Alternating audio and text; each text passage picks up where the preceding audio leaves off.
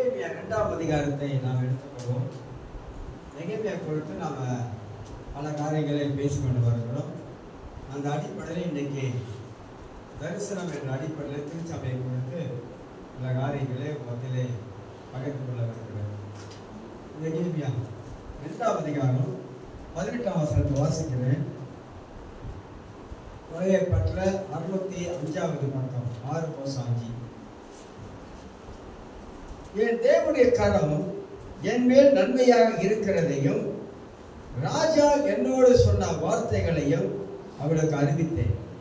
அப்பொழுது அவர்கள் எடுத்து கட்டுவோம் வாருங்கள் என்று சொல்லி அந்த நல்ல வேலைக்கு தங்கள் கைகளை திடப்படுத்தினார்கள் என்று வாசிக்கிறேன்.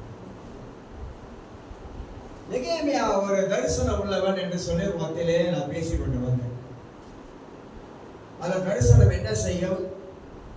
தரிசனம் எப்படி நம்முடைய முன்னோக்கி போக வைக்கும்? தரிசனம் சொன்னாக்கா கனவு இல்லை, கனவுலாம் கிடையாது. ஏதோ கண்ணை போடும்போது ஒன்று வருங்க, அதெல்லாம் சொல்லலை. நமக்குள்ள இருக்கிற ஒரு தரிசனம், நாம் எப்படி வாழணும், நம்ம நினைக்கிறோமா இல்லையா? நான் இப்படி இருக்கணும் அவன் நினைக்கிறோமா இல்லையா? நான் இப்படி தான் வாழணும் அப்படின்னு நினைக்கிறோமா இல்லையா? அது நமக்குள்ள உண்டாகிற ஒரு தரிசனம். அப்ப அந்த தரிசனம் எப்படி பைபிள்ல இருக்குது என்பதுதான் காட்டுறோம். நெகேமியாவுக்குள்ளாக அப்படிப்பட்ட ஒரு தரிசனம் இருந்தது.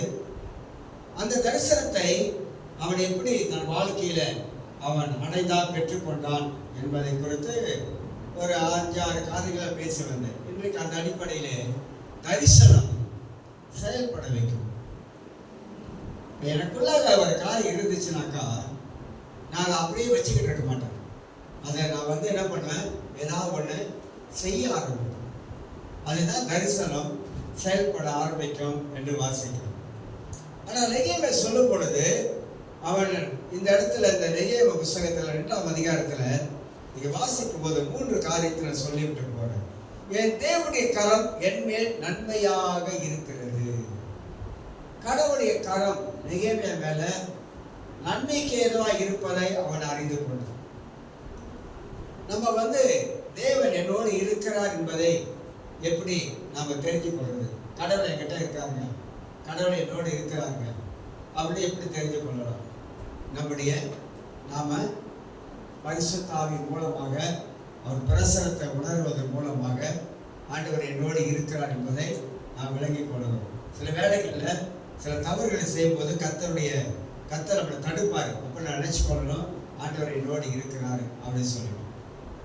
அப்ப தேவன் என்னோடு இருக்கிறார், நன்மையான கரை என் மேல இருக்கிறது. ஏன்னா அவன் வாழ்ந்த காலங்களில கர்த்தர் அவனுக்கு எல்லா வழிகளையும் அற்புதமாக திறந்து கொடுத்தான். தேவன் ஒரு மனுஷனோட கூட இருக்கும்போது நமக்கு இக்கட்டுகள், நெருக்கம், கஷ்டம், துன்பம், சில பாடுகள் நமக்கு வரும் பொழுதெல்லாம் நம்மோடு கூட இருக்கிற ஆண்டவர் நமக்கு சில வழிகள் எல்லாம் கர்த்தர் நமக்கு திறந்து கொடுப்பார். அது மாதிரி நெகேமியாவுக்கு தன்னுடைய அலகத்தை கட்டுவதற்காக அவன் எடுத்துக்கொண்ட முயற்சி, பிரயாசம், அவருக்கு நிறைய போராட்டம் வந்துச்சு, நிறைய பிரச்சனை வந்தது. அதெல்லாம் தாண்டி வருவதற்கு கர்த்தருடைய கரம் நன்மையாக அவன் மேலே இருந்தது என்பதை நாம் பார்க்கிறோம். அதோடு கூட அதே பகுதியில் இன்னொரு வசனமும் அந்த பகுதியில், அந்த வசனத்திலே 2வது ஒரு காரியமும் அங்கே சொல்லப்படுது. அதை நான் காட்டுகிறேன். அவளுக்கு அறிவித்தேன். அப்பொழுது அவர்கள் என்னுடைய தேவனுடைய கரம் என் மேல் நன்மையாக இருக்கிறதையும் ராஜா என்னோடு சொன்ன வார்த்தைகளையும் அவளுக்கு அறிவித்தேன். அவனோடு கூட இருந்த ராஜா சூசான் அரண்மனையிலே அவனோடு கூட சொன்ன வார்த்தைகள், உனக்கு எந்தெந்த உதவியெல்லாம் செய்வேன், நீ புறப்பட்டு போ, எவ்வளவு நாள் எடுத்துக்கொள்கிறேன், உனக்கு ஆட்களை தருகிறேன், வீரர்களை தருகிறேன், மரத்தை நான் உனக்கு தருகிற கடிதம் உனக்கு நான் எழுதி கொடுக்குறேன். இந்த காரியமெல்லாம் ராஜா நெகேமியாவோட சொன்ன வார்த்தைகள். அப்படி சொல்லிட்டு 3வது காரியம் அவன் சொல்லுகிறான், அப்பொழுது அவர்கள் எழுந்து கட்டுவோம் வாருங்கள் என்று சொல்லி அந்த நல்ல வேலைக்கு தங்கள் கைகளை திடப்படுத்தினார்கள். அந்த நல்ல வேலைக்கு தங்களுடைய கைகளை திடப்படுத்தினார்கள். இருக்கிறார்கள். அப்ப ஜனங்கள் இதை கேட்ட மாத்திரத்திலே நாம் போகலாம், நாம் போயிட்டு அந்த அலகத்தை நாம் எழுந்து கட்ட முடியும் நம்மளால சொல்லி ஜனங்கள் எல்லாம் ஒன்று சேர்ந்தாங்க. ஒரு காரியத்தை கட்ட வேண்டும் என்றால், ஒரு குடும்பத்தை நம்ம கட்ட வேண்டும் என்றால் அந்த குடும்பத்துல முதலாவது ஒற்றுமை இருக்கும். கணவன் மனைவி பிள்ளைகள் அந்த குடும்பத்துல ஒற்றுமை இருக்கும். குடும்பத்துக்கு ஒரு தரிசனமா வச்சிருக்காரு ஆண்டவர். குடும்பம் எப்படி இருக்கணும், குடும்பம் எப்படி இருக்கக்கூடாது, குடும்பத்தில் பிள்ளைகளை எப்படி பக்தியில வளர்க்கணும், பிள்ளைகளை எப்படி நல்ல வழியில கொண்டு வரணும், அப்படிலாம் அந்த குடும்பத்தில் இருக்கிற தலைவன் கையில தான் பொறுப்பு இருக்கு. ஒரு குடும்பத்தில் இருக்கிற குடும்ப தலைவனா புருஷன், அவர் கையில தான் ஆண்டவர் பொறுப்பை கொடுத்திருக்கிறார். ஏன் குடும்ப தலைவர் கையில கர்த்தர் பொறுப்பை கொடுத்திருக்கிறாரு, என் பெண்கள் கையில கொடுக்கல அப்படின்னா, ஆதாம் கையில தான் எல்லாம் கொடுத்தாரு, ஏவா கையில கொடுக்கல. ஆதாம் தான் குடும்பத்துக்கு தலைவரா இருந்தவர். வேலை செய்ய சொன்னாரு, உழைக்க சொன்னாரு, பண்படுத்த சொன்னார். நிலத்தை பண்படுத்த அப்படின்னாரு. எல்லாம் நித்திய நீ வேலை செய்யணும் அப்படின்லாம் சொன்னார் ஆண்டவர். வேலை செஞ்சு உன் குடும்பத்தை நீ காப்பாற்றணும் அப்படின்னு. அப்ப கட்டுவது, குடும்பத்தை கட்டக்கூடிய தரிசனம் ஒவ்வொரு தலைவனுக்கும் இருக்கணும். என் குடும்பம் அப்படிதான் இருக்கணும், என் குடும்பம் நல்லா இருக்கணும், ஆசீர்வாதமா இருக்கணும் அப்படின்னா அதுக்கு உழைப்பு ரொம்ப ரொம்ப அவசியமா இருப்பதை நாம் அறிந்து கொள்ளணும். உழைக்கிற பணத்தை என்னப்பா செய்யற அப்படின்பது நமக்கு தெரியணும். உழைக்கிற பணத்தை நீ என்ன செய்யற, ஒரு மாத வருமானம் எவ்வளவு, அந்த வருமானத்தை எவ்வளவு செலவு செய்யற, எவ்வளவு மிச்சம் பண்ற, அதே நமக்கு தெரியணும். கணக்கிடணும், திட்டம் போடணும், குடும்பத்துல திட்டம் போடணும், எதிர்கால தரிசனம் இருக்கணும். எதிர்காலத்தில் நான் இப்படி இருப்பேன், நான் இப்படி இருக்க போகிறேன், என் பிள்ளைகள் இப்படி இருக்கணும், என் குடும்பம் இப்படி இருக்கணும் அப்படின்ற எதிர்கால திட்டங்களை நம்ம தான் வகுக்கணும். ஏன் இன்னைக்கு குடும்பங்கள் சரியில்லை? என்ன காரணம்? கடவுள் காரணமா, ஆண்டவர் காரணமா? நம்ம தான் காரணம். ஏன்னா நமக்கு பொறுப்பு இல்லை. பொறுப்பு இல்லாம குடும்பத்தை நடத்தணும், அக்கறை இல்லாம குடும்பத்தை நடத்தணும். அதனால்தான் வேற ஒரு பிரச்சனை கிடையாது. அப்ப குடும்பத்தை எப்படி நடத்த வேண்டும் என்பதை பைபிள் நம்ம கற்றுக் கொடுக்கிறது. நிறைய வார்த்தைகள் பைபிள்ல தான் நம்ம அறிந்து கொள்ள முடியும். அப்ப நம்முடைய குடும்பத்துல நாம என்ன ஒரு தரிசனம் அப்படின்னு சொன்னாக்கா, அது எப்படி விளக்கலாம் அப்படின்னாக்கா, என் குடும்பம் இப்படி முன்னோக்கி போக வேண்டும், முன்னேற வேண்டும், ஆசீர்வாதமா இருக்க வேண்டும், அப்படிப்பட்ட ஒரு எண்ணம் அந்த குடும்பத்துக்குள்ளாக இருக்கணும். நினைக்கிறேன் சங்கீதம் நீதிமொழிகள், நினைக்கிறேன் நீதிமொழிகள் 14ஆம் அதிகாரம்,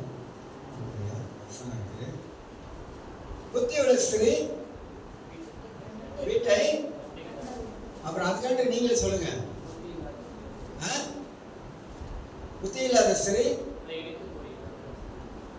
அப்ப புத்தி உள்ள ஸ்திரியும் நீதிமொழிகள் 14:1 ரெண்டு பக்கமா இருக்குது. நான் ஒரு பக்கம் நான் சொல்ல வரல, தரிசனத்தை பத்தி பேசுறேன்.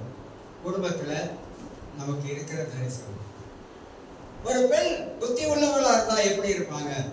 அது 31ஆம் நீதிமொழி 31 அழகா சொல்லுது, ரொம்ப அழகா விவரிக்குது. ஆனா இப்ப இருக்கிற பாத்தீங்கன்னா பெண்கள் ரொம்ப அறிவாளியா தான் இருக்கிறாங்க. உழைப்புல, வியாபாரத்துல, பிசினஸ் பண்றதுல, டிக்டாக்ல அவங்க செயல்படுற காரியம் ரொம்ப திறமசாலியாக அவங்க இருப்பதை பார்க்கிறோம். அது ரொம்ப பாராட்ட வேண்டிய காரியம். அப்ப புத்தி உள்ள ஸ்திரீ அவள் தன் வீட்டை முதலாவது கட்டணும்.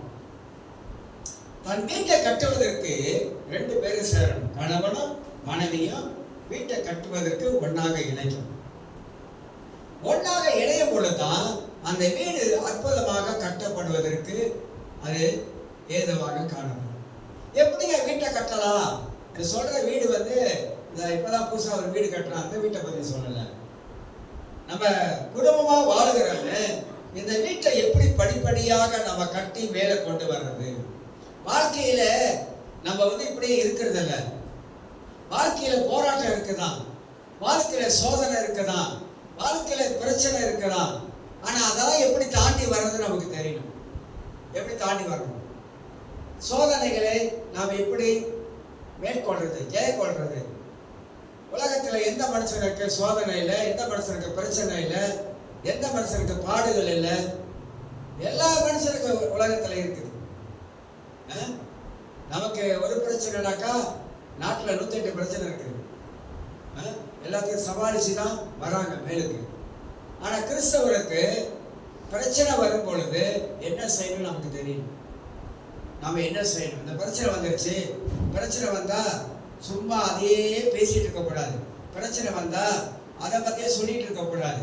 பிரச்சனைக்கு தீர்வு காணுகிறவர் இயேசு இருக்கார். எல்லா மனுஷனுக்கும் பிரச்சனை இருக்கும், ஆனா தீர்வு இருக்காது. ஆனா இயேசு பிரச்சனைகளை தீர்க்கிற கர்த்தர் என்பதை அறிந்து கொள்ளும். அதான் அடிக்கடி வருத்தப்பட்டு பாரம் சுமக்கிறவர்களே, நீங்க எல்லாரும் என்னிடத்துல வாருங்க, நான் உங்களுக்கு இறைப்பாறு தருகிறேன். வாழ்க்கையில வருத்தம், மனதில் வருத்தம், குடும்பத்துல பிள்ளைகள் மேல இருக்கிற வருத்தம், கணவன் மேல இருக்கிற வருத்தங்கள், இந்த வருத்தத்தெல்லாம் வாழ்க்கையில சுமந்து தேய்க்க கூடாது, நீங்க சுமந்துகிட்டே இருக்கக்கூடாது என்பதற்காக தான் இயேசு அது எல்லாம் பிரச்சனைகளை, அந்த சோதனைகளை எல்லாம் நம் வாழ்க்கையிலிருந்து விடுதலை ஆக்குவதற்காகத்தான் ஆண்டவர் இந்த உலகத்துல இரட்சகராக அவர் பிறந்தார் என்பதையும் நாம் அறிந்து கொள்வோம். ஆகையினால நம்முடைய வாழ்க்கையில குடும்பத்தை முதலாவது நம்ம கட்டக்கூடிய ஒரு தரிசனம் இருக்கும். நிறைய பேர் வேலை செய்யறாங்க, உழைக்கிறாங்க, சம்பாதிக்கிறாங்க. ஆனா என்ன சொல்லுவாங்க? கையில வாங்கின, கையில போட்டேன், காசு போன தெரியல அப்படின்னு. எல்லாம் தெரியும், தெரியாம இருக்காது. கையில வாங்கினேன், பையில போட்டேன், காசு போன இடம் தெரியலனாக்கா நீ தானே காசை வெளியாக்குற, உனக்கு தெரியாதா காசு எங்க போகுதுன்னு, என்ன பண்ற நமக்கு தெரியாதா? எல்லாம் தெரியுதான். ஆனா நாம எப்படி இந்த பணத்தை கையாள வேண்டும் என்பதையும் நாம தெரிந்து கொள்ளணும். மனிதனுக்கு ஆண்டவர் நல்ல ஞானத்தை தந்திருக்கிறார், பகுத்தறிவை தந்திருக்கிறார். இந்த உலகத்துல எப்படி வாழணும் என்பது ஆண்டவர் நமக்கு சொல்லிக் கொடுத்திருக்கிறார். எப்படிலாம் வாழக்கூடாது என்பதும் நமக்கு ஆண்டு சொல்லிக் கொடுத்திருக்கிறார். அப்ப அவர் தரிசனம் கட்டுவது, கட்டக்கூடியது. அப்ப நெகேமியா அவன் கட்டக்கூடிய ஒரு தரிசனம் உள்ளவனாக இருந்த அழகா இடிந்து போயிருக்கிறது. அதை கட்டக்கூடிய ஒரு தரிசனம் அவனுக்கு எப்படியாவது கட்டிடணும், எப்படியாவது கட்டணும். அதனால ஒரு புத்தி உள்ள ஸ்திரீ தன் வீட்டை அவள் கட்டுகிறாள், புத்தி இல்லாத ஸ்திரீயோ அது கையினாலே இடித்து போடுகிறாள் அப்படின்னு சொல்லி பைபிளை சுருக்கமா புரியறதுக்காக சில காரியங்களை நான் சொன்னேன். ஒரு சபை குறித்த ஒரு தரிசனம், பவுலுக்கு சபை குறித்த ஒரு தரிசனம் இருந்துச்சு. அவர் அங்கங்க சபைகளை சாதிக்கிற ஒரு மனிதனாக காணப்பட்டார். சபைகளை சாதிப்பதும் ஊழியர்களை உருவாக்குவதும் இந்த சபைக்கு ஊழியர்களை ஏற்படுத்தக்கூடிய ஒரு தரிசனம் பெற்றிருந்தார். அப்ப திருச்சபையும் நம்முடைய வாழ்க்கையில் நம்ம கட்டி எழுப்பக்கூடிய ஒரு அளவுக்கு நமக்கு அந்த தரிசனம் இருக்க வேண்டும் என்பதை அறிந்து கொள்ளுகிறோம். ஒரு வசனத்தை வாசிப்போம். ஆதியாகமம் 3ஆம் அதிகாரம் 15ஆம் வசனத்தை வாசிக்கிறேன். ஆதியாகமம் 3:15. ஆதியாகமம் 3:15 எல்லாருக்கும் தெரிந்த ஒரு பகுதி, தெரிஞ்ச ஒரு வசனம் வாசிக்கிறேன். 3:15. உனக்கு ஸ்திரீக்கு உன் வித்துக்கும் அவள் வித்துக்கும் பகையை உண்டாக்கவே அவர் உன் தலையை நசுக்குவார், அவர் உன் குதிகாலை நசுக்குவார் என்று வாசிக்கிறோம். இதுல இருந்து எல்லாம் ஒரு சிலர் புதுசா இருக்கிறதுனால நான் பேசுறேன். சிஸ்டர்லாம் புரியுதா என்ன தெரியாது, அதனால தான் நான் வேற விதமா நான் கோணத்துல அப்படி பேசிட்டு வரேன். அவங்க ஒரு ஆளா இருந்தாலும் அவங்களுக்கும் புரியும், அவங்களும் விலை கொள்ளணும், அவங்களும் தெரிந்து கொள்ளணும். அதுக்கு தான் நான் இப்படி பேசுறேன். சபையை குறித்த தேவனுடைய திட்டம் என்ன? முதல் காரியம் பேசுறேன். சபையை குறித்த தேவனுடைய திட்டம் என்ன? சபையை குறித்த தேவனுடைய நோக்கம் என்ன? இது நமக்கு தெரியும். அப்ப சபையை குறித்த தேவனுடைய திட்டம், தேவனுடைய நோக்கம், தேவனுடைய எண்ணங்கள் இந்த ஆதியாகமம் 3:15 சொல்லப்படும். கடவுள் ஒருத்தர் தான். கடவுள் பல கடவுள் ஒருத்தர். கடவுள் ஒருவராய் இருக்கிறவர். அவர் மகா பரிசுத்தம் உள்ளவராய் இருக்கிறார். ஆண்டவர் மனித வாழ்க்கையை மாற்ற வந்தவர். மதங்களை மாற்ற வரல இயேசு, மனித வாழ்க்கையை மாற்ற வந்தவர். மனிதனுக்குள்ளாக வாசம் செய்ய வந்தவர். கடவுள் என்ற சொல்லுக்கு என்ன அர்த்தம் தெரியுமா? கடந்தவர். கடந்தவர் உள்ளே வந்தவர். கடவுள் கடந்தவர், எல்லாத்தையும் கடந்தவர், உள்ளே வந்தவர் தான் கடவுள். ஏன் இது கோயில் சொல்றாங்க? இருதயம் ஒரு கோயில்ன்றாங்க. இதான் கோயில் அப்படின்னு சொல்றாங்க. ஏன் சொல்றாங்கனாக்கா, இது உண்மையே தேவனுடைய ஆலயம் தானே. இது ஆலயம். ஆண்டவர் மனிதனுடைய இதயத்துக்குள்ள வரும்போது ஆலயமாக மாற்றப்படுகிறது. அப்ப இந்த ஆலயத்துல இதெல்லாம் செய்யக்கூடாது.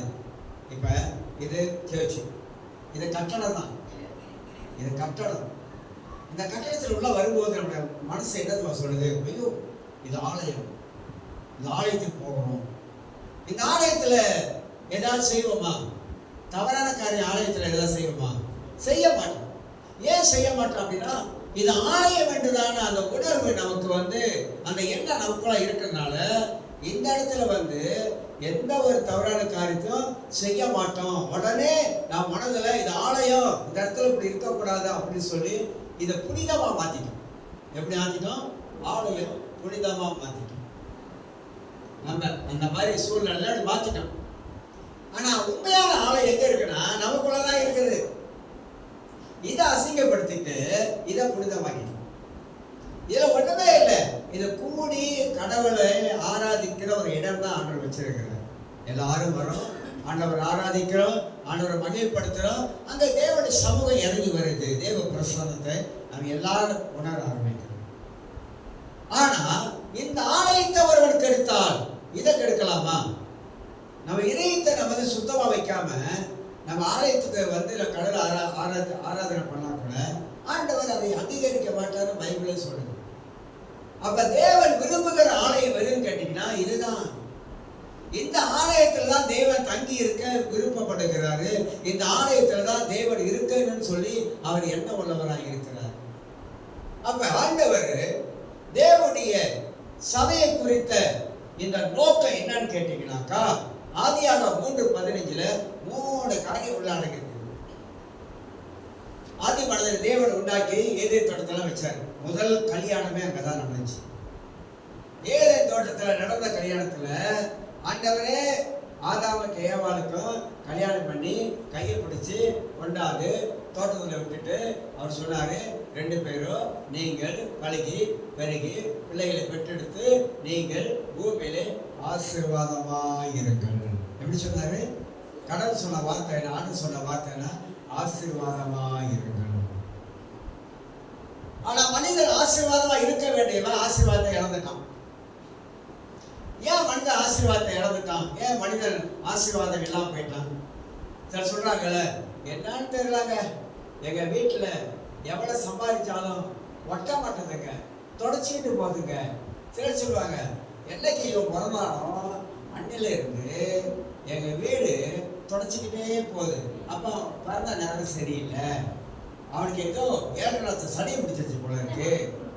அவன் சில வேலை சொல்றோம், என்ன சொல்றாக்கா, ஏதோ சாபங்க, சாபம் எங்க வீட்டுல சாபம் பிடிச்சிருச்சு போல இருக்கு. அப்படியெல்லாம் நம்மளா சொல்லி என்ன பண்ணுவோம், பல காரியங்களே சாபங்க, சனியங்க, அப்படிங்க, பிறந்த நேரம் சரியில்லைங்க, இப்படி எல்லாம் சொல்லும். எல்லா நேரமும் சரியான நேரம் தான், பிறந்த நேரமும் சரிதான், குழந்தை பிறந்த நேரம் சரிதான். நேரம் சரியில்லைனாக்கா சூரியன் அந்த சரியில்லாத நேரம் வருதுல, இருட்டு போயிடும், இருட்டாயிடும். நேரம் சரியில்லைல்ல, அந்த சூரியன் இருட்டு போயிருக்கணும். ஆனா அது இரவு பகலும், பகல் பொழுதும் ராத்திரி பொழுதும் மறைஞ்சிருக்கு, பகலெல்லாம் வெளிச்சமா தானே இருக்குது. அப்ப எல்லா நேரங்களும் காலங்களும் தேவனுடைய படைப்புல நல்லது என்றுதான் ஆண்டவர் உலகத்துல படைத்தாரு. ஏன்னா நம்ம காலங்காலமா வேறு விதமான ஒரு வாழ்க்கை வாழ்ந்ததுனால நிறைய அந்த மூட நம்பிக்கையெல்லாம் நம்ம வளர்த்துக்கிட்டோம் வாழ்க்கை. இன்னும் கூட ரசிக்கப்பட்ட கூட சில வேளைகள்ல அந்த மூட நம்பிக்கை நமக்குள்ளாக இன்னும் ஒட்டிக்கிட்டு தான் இருக்கு. சில காரியத்துல அந்த மூட நம்பிக்கை நமக்குள்ள ஒட்டிக்கிட்டு இருக்குது. இதை செய்யக்கூடாது, அதை செய்யக்கூடாது, அதை தொடக்கூடாது, வீட்டு உள்ளக்க வந்தா காலை கழுவிட்டு வரணும், அது பழக்கம் நல்லதுதான். வீட்டுக்குள்ள வர்றது காலை ஏன் கழுவுறனாக்கா, அது காலில் தூசி அழுக்கு எல்லாம் இருக்கும், அதெல்லாம் கழுவுறதுக்கு அதை வச்சாங்க. ஆனால் இவங்க வேற மாதிரிலாம் மாற்றிக்கிட்டாங்க, சரிங்களா? வேற மாதிரிலாம் மாற்றிக்கிட்டு கடைசியா நிறைய இந்த மூட நம்பிக்கைக்குள்ள வச்சுட்டாங்க. பள்ளி கத்தலாம் நல்ல சகோதரம். ஏன் நீ பேசுற தமிழ் அதுக்கு என்ன விளங்கிடுச்சா? நல்ல சகோதரன் 4 பேர் கூடி பேசும்போது பள்ளி சச்சனும் பத்தியா நல்ல சபதம் பத்தியா. ஏன்னா தமிழ் பாருங்க, பள்ளிக்கு தமிழ் தெரியும் பாருங்க, உலகம் அப்படி இருக்கு இன்னைக்கு. அதனால மனிதர் இன்னைக்கு மனிதனா சிந்திப்பதில்லைன்னு சொல்ல வர. மனிதன் நல்ல காரியங்களை சிந்திக்காத படிக்கு என்னென்னமோ சொன்னதுனால மனிதன் அதற்குள்ளாகவே வாழலாம். கொஞ்சம் ஏதாவது வரும் பொழுது ஒரு வேளை அன்னைக்கு அவங்க சொன்னாங்களே அது அப்படியே தான் வீட்டில் ஏதோ சாபம் இருக்குதோ, சாபம் கட்டு இருக்குதோ, அதனால தான் நாங்கள் இப்படி இருக்கோமோ அப்படிலாம் மனசுக்குள்ள நினைச்சிடுறாங்க. அப்ப ஆண்டவராக இயேசு கிறிஸ்து இந்த 3 காரியத்துல, ஆதியாகமம் 3:10 3 காரியத்துல ஒன்று அவர் நற்செய்தியை கொண்டு வராரு. பிதாவாகிய தேவன் இயேசுவை இந்த உலகத்துக்கு அனுப்புறாரு. அவர்தான், அதாவது தேவன் அவர்தான், அவர் மனிதனாக வருகிறார். இந்த உலகத்துல மனிதனாக பிறக்கிறார். இயேசு மனிதனாக பிறந்து அவர் இந்த பூமியிலே நற்செய்தி சுவிசேஷம் சொன்னும் பொழுது இயேசு மரித்தாரு, இயேசு பிறந்தாரு, மரித்தாரு, அடக்கம் பண்ணப்பட்டாரு, உயிரோடு எழுந்தார் என்ற சத்தியம் தான் சுவிசேஷம். இதைதான் மக்களுக்கு நம்ம அறிவிக்கணும். அப்ப நற்செய்தி, எல்லாருக்கும் ஒரு நற்செய்தியை ஆதியாகமம் 3:15 நான் பார்க்கிறோம். இரண்டாவதாக அதுல ஒரு தேவனுடைய திட்டத்தை பார்க்கிறோம். கடவுள் திட்டம் போடுறாரு. என்ன திட்டம் போடுறாரு? மனுகுலத்தை எப்படியாவது நாம மீட்டுக் கொள்ள வேண்டும் என்பதற்காக அந்த திட்டத்தை இயேசு கிறிஸ்து மேல வைத்து இந்த பூமிக்கு ஆண்டவராக இயேசு உலகத்துல வந்தார். அப்ப தேவ திட்டம் என்ன? பாவத்துல சாபத்துல இருக்கிற மனிதனை அவரை மீட்டுக் கொள்வதற்காக, ரட்சிப்பதற்காக இயேசுவை உலகத்துக்கு அனுப்பினாரு. மூன்றாவது ஒரு காரியம் வாக்கு தத்தம் பண்ணப்பட்டது. ஆதியாகமம் 3:15 வாக்கு தத்தம் இருக்கிறது. இயேசு வருவாரு, உலகத்துல மரிப்பாரு என்பது வாக்கு தத்தம் ஆக இந்த ஆதியாகமம் 3:15 நாம் வாசிக்கிறோம். 3 காரியங்கள் இந்த தேவ சபையை குறித்ததான நோக்கங்கள், திட்டங்கள், எண்ணங்கள் உள்ளே அடக்கப்பட்டு இருக்கிறது. இயேசுக்குள்ள இருந்த தரிசனம் என்ன? அழிந்து போற மக்களை ரட்சிக்க வேண்டும்னா விடுதலையாக்க வேண்டும். அழிந்து போற மக்களை காப்பாற்றப்பட வேண்டும். நரகத்துக்கு போகிற மக்களை காப்பாற்ற வேண்டும். ஏன்னா நிறைய பேர் நரகத்துக்கு போயிட்டு இருக்கிறாங்க. இப்பெல்லாம் மரணம் எப்படி வருது தெரியுங்களா? ஒரே வீட்டில் இப்போ சேர்ச்சி போட சொன்னாங்க. அவங்க சின்ன பிள்ளைலேருந்து சைல்டு ஃப்ரெண்ட் அவங்களாம் ஒரே வீட்டில் 5 மரணம்.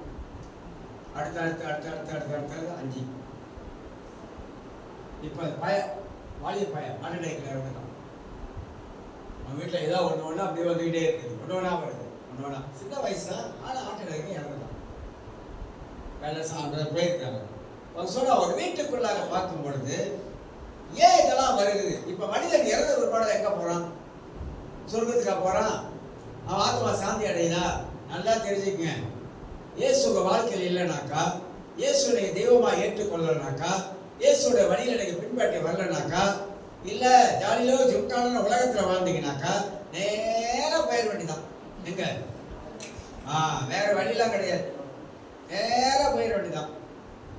அங்கே வழியெல்லாம் மாற்றிலாம் போக முடியாது. பஸ்கோலால் உட்காந்தா ஸ்கூலில் தான் விடும். அது கொண்டு போய் நீங்கள் எக்ஸ்பிரஸில் கிடாக்கு போகணும்னா அங்கே அந்த எக்ஸ்பிரஸில் கரெக்டாக ஏறினா தான் கிடாவுக்கும் பினாவுக்கும் கொண்டு போய் அது விடும். தவறான பஸ்ஸில் உட்காந்தா அது பாடு எங்கேயாவது என்ன பண்ணிடும், எங்கே விட்டுறோம். அதை தான் சொல்ல வரேன்.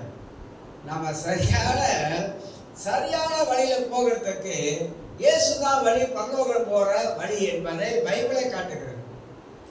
மனித வாழ்க்கை சொற்பமான வாழ்க்கை. நீங்க நினைக்காதீங்க நான் இவ்வளவு காலம் வாழ்ந்துருவேனா அப்படி மட்டும் நினைச்சிடாதீங்க.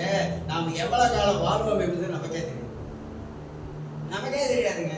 எவ்வளவு காலம் இருப்போம் உலகத்துல நமக்கே தெரியாது.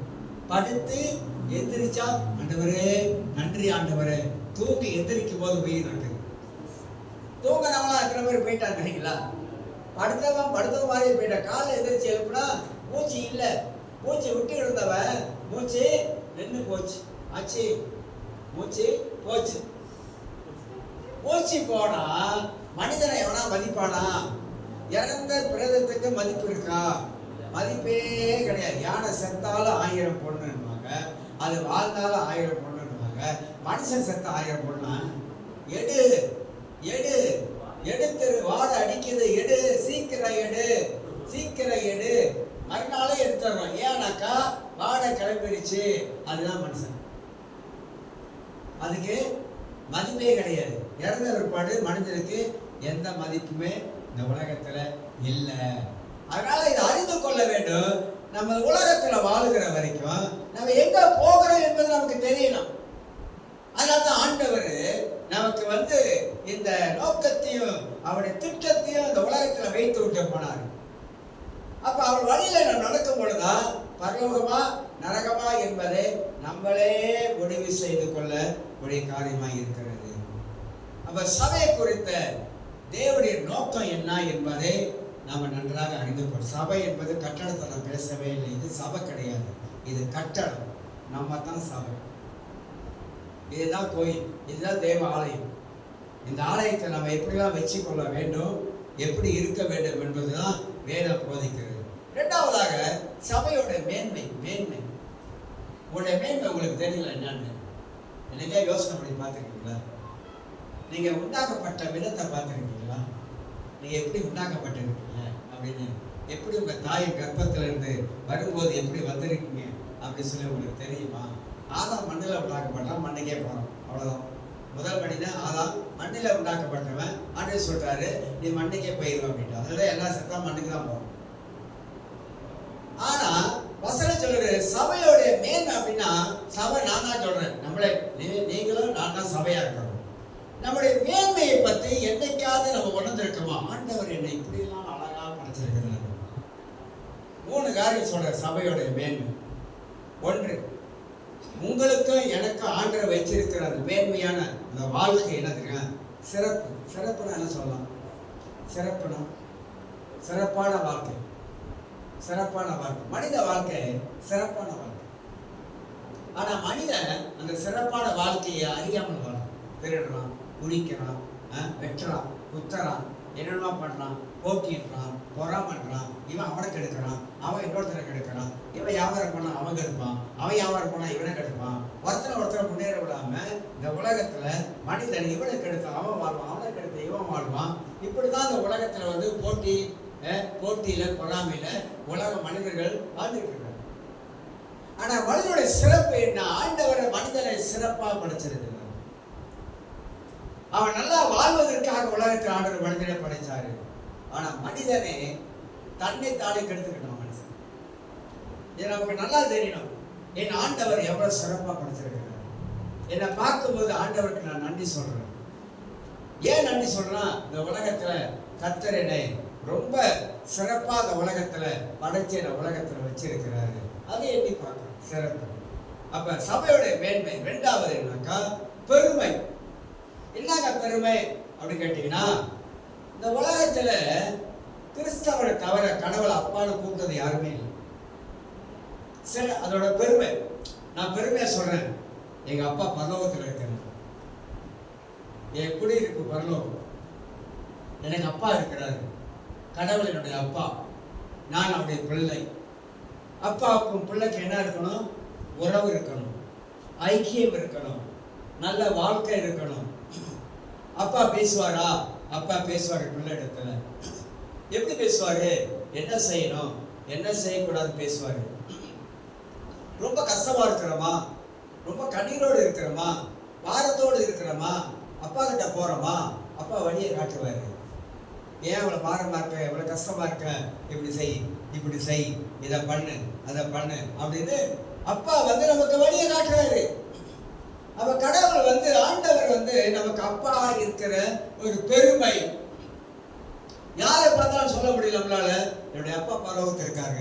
உலகத்தால் சொல்ல முடியாது, கிறிஸ்தவராகி நாம் சொல்ல முடியும், எங்க அப்பா பரலோகத்தில் இருக்கிறார். அப்பாவுடைய தன்மை என்ன? அப்பாவுடைய குணம் என்ன? அப்பா கம்பெடுத்துக்கிட்டு அடிப்பாங்களா? நான் கேட்கிறேன், உங்க பெற்ற பிள்ளைய நீங்க சுடுத்தண்ணி எடுத்து காலில் ஊற்றுவீங்களா? தப்பு பண்ணிச்சுன்னா காலில் ஊற்றுவீங்க, இந்த மேலே ஊற்றுவீங்களா? பண்ண மாட்டீங்களா? ஏன் பண்ண மாட்டோம்? அது நம்முடைய பிள்ளை, அவ்வளவுதான். அது மாதிரி தான் பரலோகத்தில் இருக்க பரமபிதா நாம் அவருடைய பிள்ளைகளா இருக்கிறதுனால பிள்ளைக்கு வேண்டிய அறிவுரையும் புத்திமதியை நமக்கு சொல்றாரு. நம்ம கேட்கறது இல்லை. கடவுள் ஆண்டவர் வந்து பைபிள் மூலமாகத்தான் புத்திமதி சொல்றாரு, பைபிள் மூலமாகத்தான் ஆலோசனை கொடுக்கிறார், பைபிள் மூலமாகத்தான் திட்டங்களை வகுத்து கொடுக்கிறார். இதை நம்ம நன்றாக புரிஞ்சு கொண்டாக்கா நமக்குள்ள இருக்கிற ஆண்டவர் நம்மளை எவ்வளவு பெருமையாக இந்த உலகத்துல வச்சிருக்கார் என்பதை விளங்கிக் கொள்ள முடியும். அப்ப தேவன் நம்மளை இந்த உலகத்துல வைத்திருக்கிறது, நான் சொல்றேன், ஆண்டவரே நீ அப்பாவா இருக்கிறதுக்காக, உன் அப்பான்னு சொல்லுவதற்காக நான் பெருமைப்படுகிறேன் ஆண்டவர். அதுதான், மற்ற பெருமை பற்றி சொல்லலை. வாழ்க்கையில் சில பணம் இருந்தா அவங்களுக்கு ஒரு பெருமை வந்துடும், நடம் மாறும், உடம் மாறும், பேச்சு மாறும், எண்ணம் மாறும், எல்லாமே மாறிடும். ஏன்னா பணம் இருந்தா அதை பற்றி சொல்ல, அது வேற, அது நம்ம தள்ளி இருக்கீங்க. ஆனா இந்த பெருமை என்பது நான் என் தேவனை அப்பான்னு சொல்லக்கூடிய ஒரு சாக்கியத்தை கர்த்தர் கொடுத்திருக்கிறாரு. ரோமர் 8:14 அப்பா பிதாவென்று சொல்லக்கூடிய புத்திர சுவிகாரத்தின் ஆவியை எனக்கு தேவன் தந்திருக்கிறார். இயேசு அதான் சொல்றாரு, ரொம்ப அழகா, மறைவீட்டுக்குள் பிரவேசித்தான், நீ தாளிட்டுக் கொண்டு அந்தரங்கத்தில் இருக்க உன் பிதாவை நோக்கி, உன் அப்பாவை நோக்கி நீ ஜெபம் பண்ணு. அந்த ஜெபம் கேட்கப்படும். உன் மனதில் இருக்கிற குறையெல்லாம் சொல்லு, வேதனையை சொல்லு, கஷ்டத்தை சொல்லு. அவர் உனக்கு இறங்கி வந்து வழிகளை திறந்து கொடுப்பார் என்பதெல்லாம் வேதத்தில் வாசிக்கிறோம். 2வது காரியம். 3வதாக இந்த சபையுடைய மேன்மை என்னன்னு கேட்டீங்கன்னாக்கா உயர்வு. உயர்வு உயர்வு ஆண்டவர் இந்த உலகத்துல நம்ம எல்லாரும் ஒரு உயர்ந்த வாழ்க்கை வாழ வேண்டும் என்றுதான் தேவனுடைய விருப்பம். நல்லா வாழணும். மனிதன் தேவனை ஆராதிப்பதனால அவன் இந்த பூமியில நல்லா வாழ வேண்டும் என்பது தேவனுடைய பிரதானமான சித்தம். அதுதான். ஆனா ஏன் மனிதன் வந்து இந்த உலகத்துல வந்து அவன் நல்லா வாழ முடியாததுக்கு என்ன காரணம்? அவன் தான் காரணம். அவன் தான் காரணம், வேற யாருமே காரணம். நமக்கு நாம தான் காரணம். நான் நல்லா வாழ்வது, நல்லா வாழாம இருப்பது எனக்கு நானே காரணமா இருக்கிறேன். இப்போ நிறைய பேர் இன்னைக்கு பிள்ளை வந்து, பெண் பிள்ளை பார்த்தீங்கன்னா நல்லா படிக்கிறாங்க, ஆண் பிள்ளைங்க பார்த்தீங்கன்னா ஸ்கூல் விட்டு நின்றுறாங்க. சிலர் நல்லா படிக்கிறாங்க, சிலர் வந்து அப்படி இல்லை, ஸ்கூல் விட்டு நின்றுறாங்க. இப்படி ரெண்டும் பாதி பாதி இருக்குது.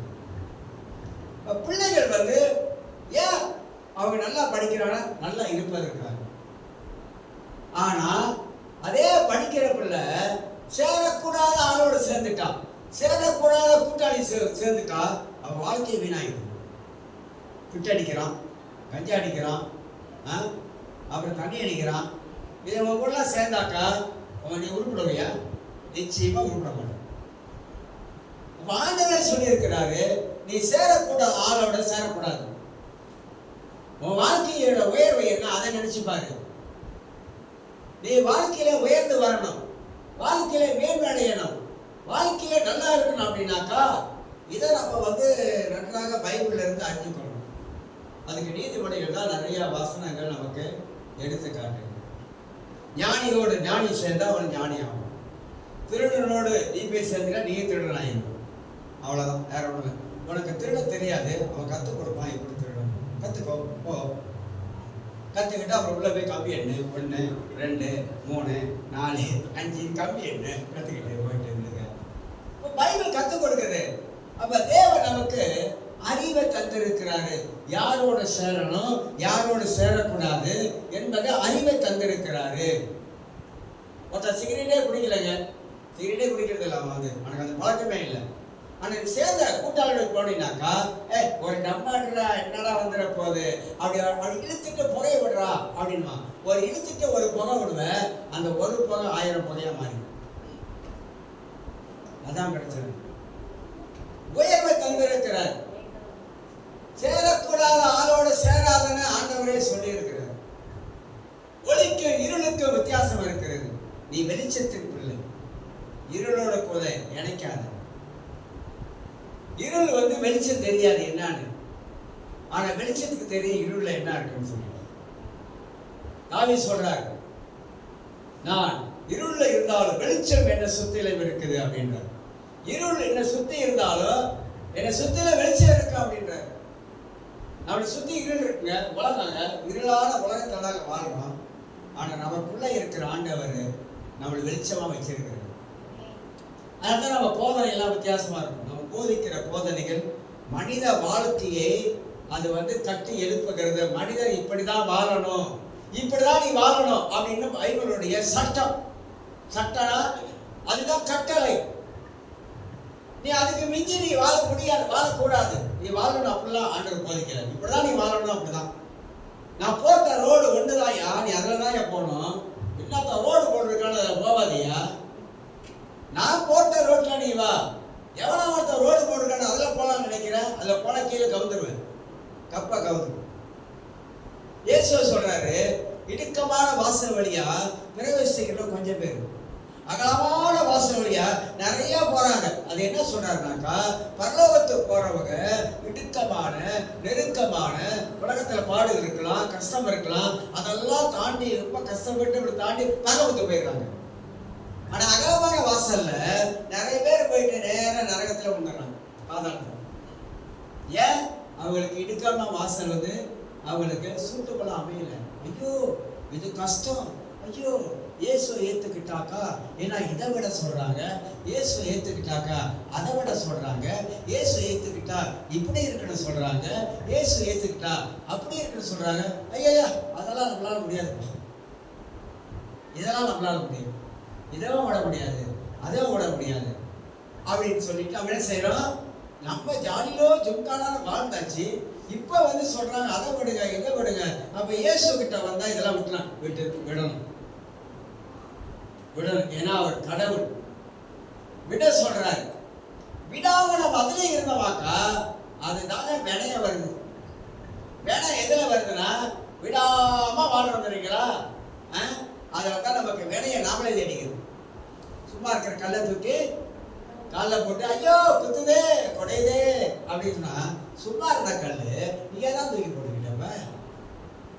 நல்ல வாழ்க்கை வாழ தெரியாதா? நல்லதை சிந்திக்க தெரியாதா? நல்லதை வாயில பேச தெரியாதா?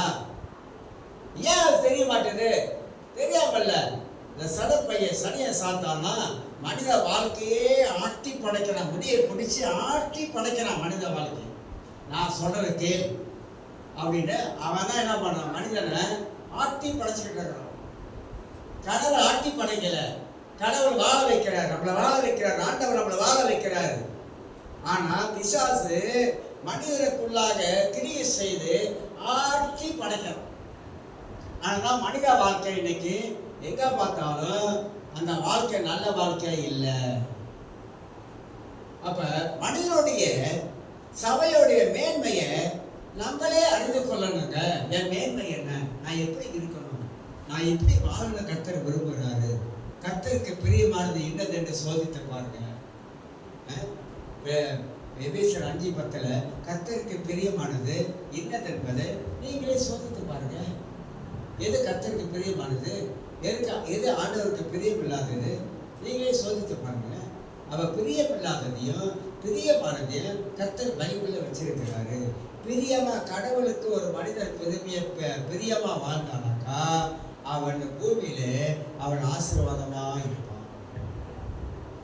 கடவுளுடைய அந்த சித்தம் அதுதான். அப்ப மனிதன் சபையோட மேன்மையை அறியாதவனாக, ஏன்னா அவனுக்குள்ளாக தெய்வீக தரிசனமெல்லாம் இல்லை, இந்த தெய்வீக பக்தியும் கிடையாது. ஆண்டருக்குள்ளாக இருந்து பக்தியா வாழணும் அப்படிலாம் ஒன்றும் கிடையாது. நான் இதான் அடிக்கடி நான் சொல்லுவேன், பைபிள் சொல்லக்கூடாது, பைபிளை படிங்க சொல்றேன்னா இல்லையா, எத்தனை முறை சொல்லியிருப்பேன். சொன்னதையே ஏன் சொல்றேன்னா, பேரு சொல்றாரு, சொன்னதையே உங்களுக்கு மீண்டுமாக நினைப்பூட்டுக்கிறேன். ஏன் தெரியுமா? யாரும் செய்யறது இல்லை, யாருமே செய்யறது இல்லை. ஏன் பைபிளை படிக்க சொல்றேன் அப்படின்னா, பைபிள் மேன்மையானது. பைபிள் விலை மதிக்க முடியாத ஒன்று. அது எல்லாம் கடவுளுடைய வார்த்தை, தேவனுடைய வார்த்தை. அந்த தேவனுடைய வார்த்தையை நான் படிக்கும் பொழுதுதான் பரிசுத்த ஆவியானவர் ஆண்டவர் ஒரு மனிதனோடு இடைப்படுகிறார். நம்முடைய பாவத்தை சுட்டி காட்டுவது எது தெரியுங்களா? பைபிள். பைபிள் தான் நம்முடைய பாவத்தை சுட்டி காட்டுகிறது. அவன் பைபிள் படிக்கிறதுனால எதெல்லாம் நம்மளை சுட்டி காட்டுகிறாரு, ஆண்டவர் எப்படிலாம் வாக்கு பண்ணி இருக்கிறாரு, மனித வாழ்க்கையை குறித்து மேன்மையான காரியங்களை மத்திய 5ஆம் அதிகாரம், மத்திய 6ஆம் அதிகாரம், மத்திய 7ஆம் அதிகாரத்தை வாசித்து பார்த்தா மனிதனுடைய மேன்மை பற்றி பேசுறாரு. சமாதானம் பண்ணுகிறவர்கள் பாக்கியவான்கள், சண்டை போடுகிறவர்கள் பாக்கியவான் பைபிள் போட்டிருக்கா. சண்டை போடுகிறவர்கள் பாக்கியவான்கள் அப்படிலாம் எழுதுற. பாக்கியவான் சொன்னா மகிழ்ச்சி நிறைந்தவர் பாக்கியவான். அப்ப சமாதானம் பண்ணுகிறவர்கள் அவர்கள் மகிழ்ச்சி நிறைந்தவர்கள். அப்ப மத்திய 5ஆம் அதிகாரத்தை படிக்கும் போது மனிதனுடைய மேன்மையான வாழ்க்கையை பற்றி கர்த்தர் எழுதியிருக்கிறாரு. துயரப்படுகிறவர்கள் பாக்கியவான்கள். துயரப்படுகிறவர்கள் நம்ம என்னைக்கா மகிழ்ச்சியா இருக்கிற முடியுமா? அது ஏன் சொல்றாரு? என்ன துயரம்? என்ன துயரத்தை பற்றி பேசுறாரு? பாவத்தின் மித்தம் நீ துயரப்படுகிற பாரு. பாவத்தின் மித்தம் உன் வாழ்க்கையில மனதிரும்பல் வரும் பாரு. நீ சந்தோஷம் வாழ்க்கையில வரப்போகுது. நீ சந்தோஷம் உள்ளவனா மாறப்போகிற. அதுதாங்க பேசுறேன். அப்ப பைபிளை படிக்கும் பொழுது நாம் என்ன புரிந்து கொள்கிறோம் அப்படின்னாக்கா, ஆண்டவர் என்னோடு பேசும் பொழுது என் வாழ்க்கையின் மேன்மையை பத்தி பேசுறாரு, என் வாழ்க்கையின் உயர்வை பத்தி பேசுறாரு. நாளா கடவுளுக்குள்ள ரட்சிக்கப்படுவதற்கு முன்பாக நான் வேற மாதிரியான ஆளு. நான் எம்மத சம்பந்தம் வாழ்ந்தாள். நான் நாட்கள் அளவெல்லாம் போட்டாள், நாட்கள் அளவெல்லாம் முத்தனாள். எங்க பெரிய என்ன பயங்கரமான சாமியம், பயங்கரமா பெரிய கத்தியில் அப்படியே மேலே இருப்பார். நாளைக்கு என்ன நடக்கும் போது இன்னைக்கு குறி சொல்லுவார். அந்த மாதிரி எங்க அண்ணா வாழ்ந்தாரு. அவருக்கு நான் சிசிய பிள்ளையாக. ஆனா எங்க அண்ணன் 21 கேங் லீடர், 21 கேங் சீனா கூட பயங்கரமா சண்டை போடுவார், பயங்கரமா தண்ணி போடுவார். இப்ப கடவுள் எப்படி அவருக்குள்ள வருவாரு இதெல்லாம் தெரியாது எனக்கு. அப்படிதான் வாழ்ந்த வாழ்க்கை. ஆனா இயேசுக்குள்ள எங்க அண்ணன் ரட்சிக்கப்பட்டார். நான் போய் அவருக்கு நானும் பாசலாம் போய் சத்தியம் சொன்னோம். அவர் சொல்றாரு, என்னன்னு தெரியலடா, எனக்குள்ள ஒரு கருப்பு ஊரு அப்படியே வெளியே போகுது. அவரே வீடோர்ல ஒரு வீட்டை வாங்கிட்டாரு. எப்படியா இருந்தவர் ஒரு வீடு வாங்கிட்டாரு. இன்னைக்கு வீடு இருக்காங்க பிள்ளைங்க. மனித வாழ்க்கை எப்படி உயர்த்துறாரு பாருங்க, எப்படி உயர்த்தி கொண்டு போறாரு. கடவுளுடைய பத்தி நமக்கு சரியா புரிய மாட்டேதுங்க, சரியா விலக மாட்டேது கடவுளை பத்தி, ஆண்டவரை பத்தி. அப்ப நம்ம வாழ்க்கையில இந்த பூமியில ஒரு நல்ல ஒரு உயர்வான வாழ்க்கையை வாழ வேண்டும் என்பது தேவனுடைய விருப்பம். அப்ப சபையுடைய மேன்மை என்ன நீங்களும் நானும் தெரிஞ்சுக்கணும். எனக்குள்ள ஆண்டவர் வச்சிருக்கிற இந்த மேன்மை என்ன, நான் மேன்மையா வாழணும். அப்படி தரிசனம் இருக்குதா? அந்த மாதிரி தரிசனம் இருக்கணும். நான் மேன்மையா வாழணும், நான் உழைக்கிறேன், சம்பாதிக்கிறேன், நான் அதோடு நின்றது இல்லை, நான் மேன்மையான ஒரு வாழ்க்கை வாழணும். என் பிள்ளைகளை மேன்மையான வாழ்க்கைக்குள்ளா கொண்டு போகணும். என் பிள்ளைகளை மேன்மையா படிக்க வைக்கணும், நல்லா படிக்க வைக்கணும் அப்படின்ற ஒரு உயர்வான ஒரு எண்ணமே இல்லையே. அந்த உயர்வான எண்ணம் இல்லையே. ஒரு மனிதனுக்குள்ளாக அதை சிந்திக்கிற உயர்வான எல்லாம் இல்லாவிட்டா, அந்த எண்ணம் இல்லாவிட்டா நீங்க பல்ட்டி அடிச்சா கூட மேல வர முடியும். சரிங்களா? பல்ட்டி அடிச்சா கூட மேல வர முடியும். ஏன்னா இது சரியில்லை, இது என்னென்னமோ யோசிக்குது. ஏதோ வாழ்றோம், ஏதோ சாப்பிட்றோம், என்ன இருக்கிற வரைக்கும் இருப்போம். பார்த்துருக்கீங்களா? என்ன இருக்கிற வரைக்கும் இருப்போம். செக்கா 6 அடி நிலம், அது யாருக்கும் எனக்கு தெரியாதா? யாருக்கு தெரியாது? 6 அடி நிலம் யாருக்கு தெரியாது? சொல்லுங்க பார்க்கலாம். சொல்லுவாங்க, பிள்ளைங்க கேட்பாங்க, எங்க அப்பா எனக்கு ஒன்றுமே சேர்த்து வைக்கணும். ஏன் சேர்த்து வைக்கிற அப்பா அப்படின்னா, அப்பாவுக்கு உயர்வான என்னன்னா என்னன்னு தெரியல, எங்க அப்பா ஒன்றுமே சேர்த்து வைக்கல. பிள்ளை சொல்லுது. நம்ம போனா கூட அவன் பிள்ளைங்க சொல்ல, எங்க அப்பா இதெல்லாம் சேர்த்து வச்சிருக்காரு, எங்களுக்காக சேர்த்து வச்சாரு. ஒரு காலத்துல இருந்த தாய் வேற மாதிரி இருக்குங்க. இப்ப நம்ம அதே மாதிரி தான் இருக்கணுமா? ரோலை போல சேலை அப்படின்ட்டு அம்மா போல தான் நானும் இருப்பேன், அப்பா போல தான் நானும் இருப்பேன் அப்படி இருக்குங்களா? இல்லை, இந்த காலம் வேற. வரக்கூடிய காலங்கள் இன்னும் மோசமான காலம் வருது. அப்ப நம்ம இந்த சபையை குறித்த அந்த மேன்மை, நம்மை குறித்துதான அந்த மேன்மை இல்லாவிட்டால் பினிஷ்லாம். வாழ்க்கை வாழ்க்கையா இருக்காது. வாழ்க்கையா வாழ சொல்றார் ஆண்டவர். அப்ப சபையுடைய மேன்மை சிறப்பு என்னன்னு எனக்கு தெரியணும். எனக்குள்ள இருக்கிற ஆண்டவர் எனக்கு கொடுத்துருக்க பெருமையான காரியங்கள். யாரை பார்த்தாலும் எங்க அப்பா பரலோகத்தில் இருக்காரு, எங்க அப்பா யாருக்கு என்ன சொல்லுங்க, உங்க அப்பா எங்க, எங்க அப்பா உண்மையான அப்பா பூமியில இருக்கிறாரு, நான் மறுபடியும் பிறந்ததுனால எங்க அப்பா பரலோகத்தில் இருக்கு. நான் அப்படி பிள்ளையா இருக்கேன். பூமிக்குரிய அப்பா வேற, பரலோகத்துக்குரிய அப்பா வேற. கடவுளே எனக்கு அப்பா இருக்கிறாரு. அவர் தான் எனக்கு புத்திமதி ஆலோசனை எல்லாம் சொல்லிட்டு வர்றாரு. அவர் சொல்ற ஆலோசனை புத்திமதியில நான் நடக்கிறதுனால நான் சிறப்பா இருக்கேன், ஆசீர்வாதமா இருக்கிறேன். ஏன்னா அவர் என்ன அற்புதமா இந்த உலகத்துல வச்சு நடத்துறாரு. அப்ப அந்த மாதிரியான ஒரு மேன்மையான ஒரு தரிசனத்தை நீங்களும் நானும் பெற்றுக்கொள்ளணும். சொல்லி பிடிக்க போறோம். நேரம் போயிடுச்சுல. வாழ்க்கையில மட்டும் கீவா பண்ணக்கூடாது. கீவா பண்ண தெரியுங்களா?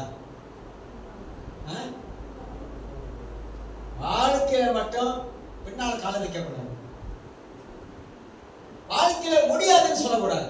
நான் சொல்றேன், ஐயோ என்னால முடியாது அப்படி சொல்லவே கூடாது. வாயில வரக்கூடாது. இயேசுவின் நாமத்துல முடியும். இந்த மலையை என்னால் தாண்ட முடியும். காவீஸ்வரர் உம்மாலே ஒரு சேனைக்குள் பாய்வேன், உம்மாலே ஒரு மதலையை தாண்ட.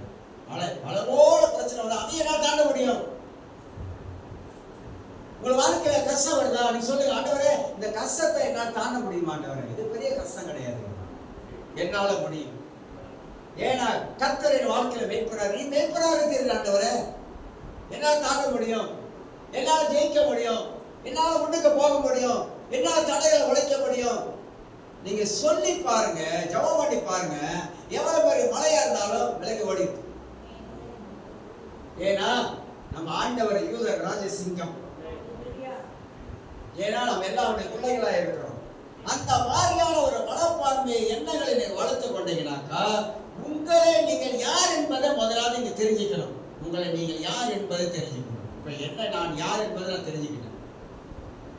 அதனால நான் எதுக்குமே அஞ்ச மாட்டேன். என்ன பயில் அடிச்சாலும் என்ன காத்து அடிச்சாலும் நான் அஞ்சவே மாட்டேன். காரணம் நான் கண்மலையின் மேல கட்டப்பட்ட வீடு.